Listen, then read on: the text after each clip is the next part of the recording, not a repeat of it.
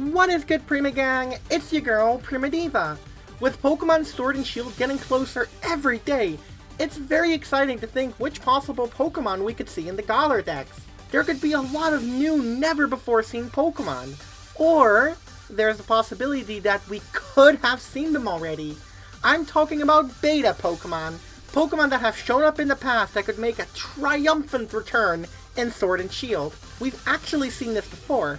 You see, Shallows and Gastrodon were actually planned for Generation 3, but instead later appeared in Generation 4 due to time constraints. Isn't that crazy? Even older is this Tortuga-looking Pokemon, which seemed to be planned for Generation 2, as it showed up in a magazine called Microgroup Game Review in 1997. You can definitely tell that this specific design definitely turned into Tortuga later in Generation 5. With the reveal of beta Pokemon from both Generation 1 and 2, there's loads of unique faces we could have seen in their respective games, but unfortunately, they were scrapped. However, it's quite obvious that they're capable of saving some designs and using them for later. So some scrapped designs could definitely have a real chance of showing up in Pokemon Sword and Shield. And that's what I'm here to talk about today. Welcome to the top 5 beta Pokemon that could make their return in Pokemon Sword and Shield. One beta design that I always see overlooked at is this interesting looking sea lion holding up what looks to be a meteor of some sorts on its nose. This Pokemon is called Bombashika, and this amazing classic Ken Sugimori artwork is drawn by the very talented Rachel Briggs. She drew all of the artwork that I'll be showing off in this video, so go check her out. Link to her Twitter and all her Gen 2 beta drawings will be in the description. I really love its straight up weird yet simple design, especially because it seems like they were already trying to mix water and fire in Generation 2. Fire and water together is a really cool and unique typing, so I can't imagine it'd be hard to design a Pokemon around that. But I definitely would have never imagined a sea lion with a meteor on its nose of all things. I'd say it's definitely 100% better than Volcanion. I mean, Volcanion just kinda looks weird in my opinion. Do any of y'all even remember this Pokemon? I really don't outside of some competitive battles. I mean, yeah, sure, Steam makes more sense for a combination of fire and water, but Bombashika looks super interesting. It's a sea lion, something that lives in the water, something we know to associate with water, but then you make it red and add a flaming meteor on top of its nose. It's so simple, yet so unique, fascinating, may I say, iconic.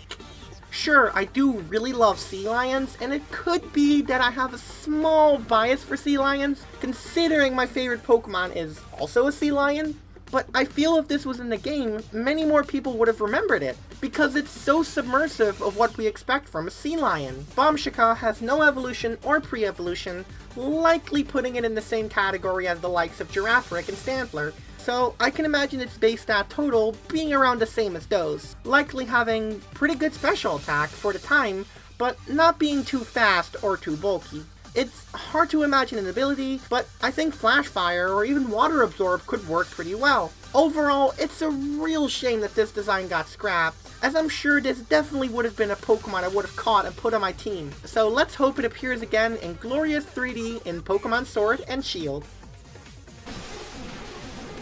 There's overlooked Pokemon, and then there's just bizarre. Meet Subomito, an alternate evolution of Weeping Bell.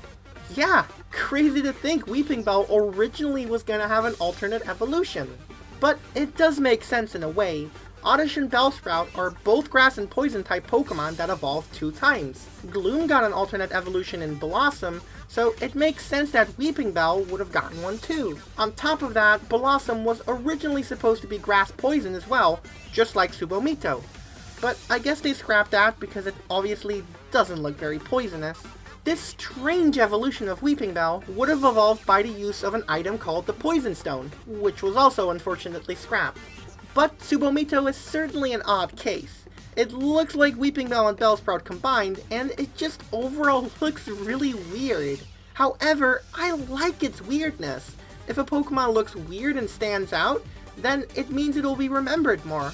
I definitely think people would have remembered this one. As far as stats go, it's hard to say because Victreebel is a mixed attacker, So it's possible that maybe Tsubomito was a mixed defender of some sorts, and Grass and Poison certainly isn't a bad defensive type. And as for abilities, I'm pretty sure it would have had Effect Spore, as it doesn't seem like a good idea to touch this Pokemon. I think a lot of people would still be put off if this Pokemon returned in Pokemon Sword and Shield.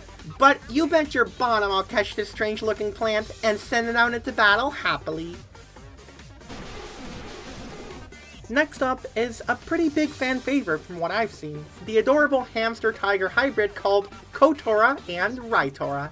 They're fan favorites for a good reason. They're cute and they're spherical. Spherical! With the hype Wooloo has been getting, it's pretty clear that spherical cute designs just work really well. However, Raitora was originally supposed to be 2 Pokemon, even appearing in Generation 1. That's right, in Gen 1 they were already planning a hamster-tiger hybrid. Isn't that just fascinating? I'm only assuming it was scrapped to make Raikou stand out more, but Raikou is based on the saber-toothed tiger, clearly, which isn't really even a tiger like the name suggests, but instead it's a big cat named Smilodon. Although, I don't think the artists at Game Freak knew or felt this made a difference at all, but come on, scrapping these cuties was not a good idea. If I had to choose though between Raikou and these 3, I'd choose them any day. I'm sorry, Raikou. If I were to predict the stats of these Pokemon, I'd probably assume they'd be pretty fast. I mean, most electric-type Pokemon are, and it's natural to associate speed with electricity. Motor Drive likely would have been the ability that this line would have had, that or Lightning Rod, both of them fitting pretty well, so it could go either way. If these cuties were to make a return in Sword and Shield, I'm sure I and many other people would really put those Quick Balls to use. Here we have what I think definitely classifies as the weirdest entry of this video. Say hello to Noroware and Kyonpan, 2 scrapped Ghost-type Pokemon. These are just the weirdest looking fellas, honestly, but they're just brimming with originality. The Voodoo Doll concept, combined with a literal embodiment of the move Curse that Noroware has, is really dope. Definitely looks very painful though. It seems that the Voodoo Doll concept was used again later in Generation 3 for Bayonet. I guess maybe they thought that Noroware looked too creepy? I mean, it's got a giant pin going through its entire body. But the weirdest thing this evolutionary line has going for it, except of course the designs, is that Noroware evolves at level 1. Yes, level 1 into Kyonpan. On top of that, Noroware learns all these completely different moves via level up compared to its evolution, and it learns Curse at level 100. That is some serious dedication if you really need that Curse. Now, Kyonpan is where it's at. I think it's by far the weirdest design I've ever seen. Originally I thought it had eyes where its teeth were supposed to be, and I assumed that there was a person inside of it. Yeah, nightmare stuff. Clearly it's a panda, yeah, but there's some other inspirations going on. That paper, for example, is called an Afuda, which is a type of amulet or talisman that people hang in their house for protection, and the writing inscribed on it called a spirit. It's believed that placing an Afuda in your house welcomes the spirit into your home. It seems that the people in the Johto region likely use Kyonpan as a protection from evil spirits. After all, Ghost is super effective on ghosts, so you fight ghosts with ghosts. Now, if I were to think up stats for both of these Pokemon, I'd definitely say that Noroware seems more defensive, while Kyonpan likely seems more offensive, maybe even having the same stats as Bayonet. And of course, both of their abilities would be Cursed Body. All in all, it's a real shame that these awesome and unique designs got scrapped. I definitely could have seen Morty using both of these Pokemon, and since we only had one Ghost type introduced in Johto, Mischievous, it sucks to know that we could have had 3 instead. If these 2 Pokemon were to return in Sword and Shield, I would catch them without even thinking twice. The rare phenomenon that is the evolution of Slowpoke has always been kind of a mystery.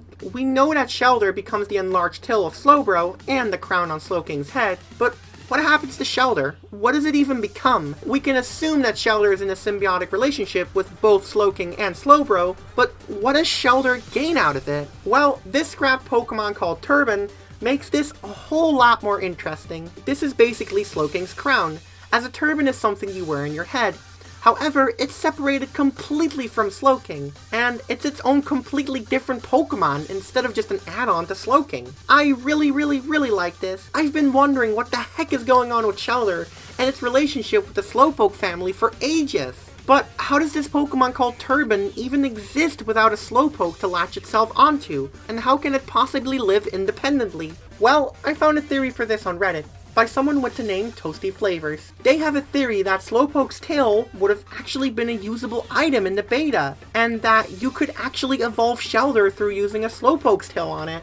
It's a really interesting theory for sure, and it definitely makes sense that that would be the only way to evolve Shelter into Turban. Regarding this Pokemon's stats, I feel like it likely would have had Slowking stats. If not, then I suppose something like Cloyster and Slowking combined. Regenerator, without a doubt, would have been its ability, considering that both Slowbro and Slowking have it as their hidden abilities. Honestly, it really sucks how we weren't given more lore on Shelter in Gen 1. This Turban Pokemon really would have answered a lot of our questions, but unfortunately, like the others, it got scrapped. So let's hope we can see it again in Pokemon Sword and Shield.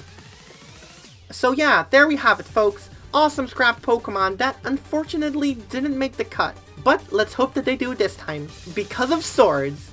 And a sword cuts. So, they'll make it because sword.